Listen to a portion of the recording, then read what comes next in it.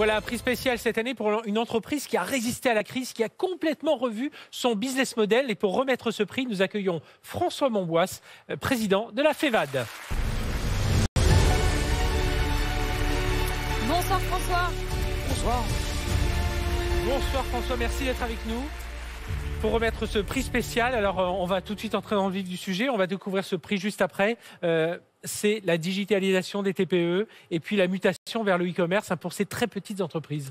Oui, ça fait longtemps qu'on en parle, numérisation des PME, digitalisation, peu importe le mot. Et en fait, toutes les entreprises l'avaient à l'agenda depuis 10 ans, je dirais à leur rythme. Mais là, en 2020, il n'y a pas eu le choix. Avec le Covid, comme l'a dit Nathalie Bala, il y a eu 2 coups de boutoir, en mars, avril, septembre, octobre. Et beaucoup d'entreprises ont eu comme seule solution de se jeter vraiment dans le e-commerce à fond. Et non seulement des e-commerçants, et là c'est ce qu'on va voir dans ce prix spécial, mais aussi des artisans qui produisaient et dont la seule solution pour vendre, c'était de vendre sur Internet.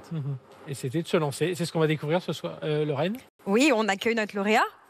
Je vais peut-être ouvrir l'enveloppe. Mais il faut que vous ouvriez l'enveloppe avant. Pour vous dire qui c'est. Allez François. Ce sont les bougies de Charroux. Les bougies de Charroux. Alors on accueille Pierre Cornier qui est le président. Bonsoir Pierre. Bonsoir. Bonsoir. Bienvenue. Bon. Merci. Alors Frédéric a quelques mots-clés pour décrire votre société parce que quand même c'est une sacrée histoire cette année. D'accord. Alors oui, j'allais dire, c'est 800 000 bougies. Alors vous allez me corriger si j'ai les mauvais chiffres, mais 800 000 bougies fabriquées par an. Pandémie, 17 boutiques fermées en France, en Belgique, au Québec.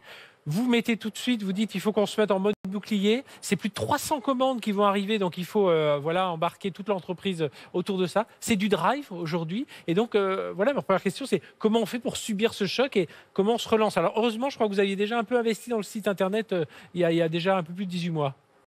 Exactement, exactement. Alors, ce qu'il faut savoir, c'est qu'on est créé depuis 2007. Ce sont mes parents qui ont créé l'entreprise. Et depuis 3 ans et demi, on la co-dirige. Entreprise familiale dans l'Allier. Dans l'Allier, exactement. On produit à la main des bougies parfumées que l'on revend dans notre propre réseau de distribution. D'accord ? Donc, dans 17 boutiques en France, en Belgique et au Canada et sur les commerces. Et depuis 3 ans et demi, on investit énormément à notre échelle, plus de 300 000 € dans le digital, dans notre transformation digitale, qu'elle soit opérationnelle ou sur le développement commercial avec le e-commerce. Alors, comme vous l'avez dit, on prend une énorme gifle au premier confinement. On ferme nos 17 boutiques quasiment en même temps sur nos 3 pays. Plus de revenus. Et on a une communauté de clients qui nous est extrêmement fidèle sur Facebook, sur Instagram. Des gens qui nous aiment. Et que dès qu'on leur a annoncé qu'on était en mesure de livrer, se sont remis à commander. Et se sont remis à commander tellement qu'on a pu sauver 50% du chiffre d'affaires au premier confinement. Et qu'au deuxième confinement en novembre, on n'a pas perdu de chiffre.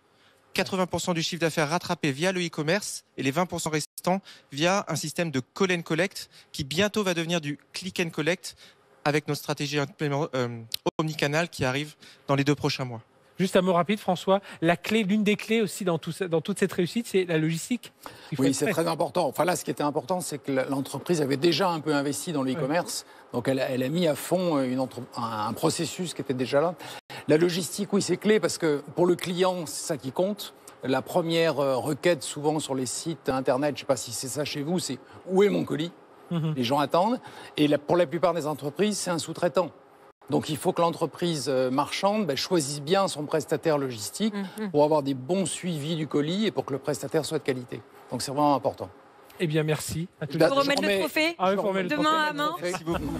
Merci. Bravo, Pierre Cornier et votre famille. Et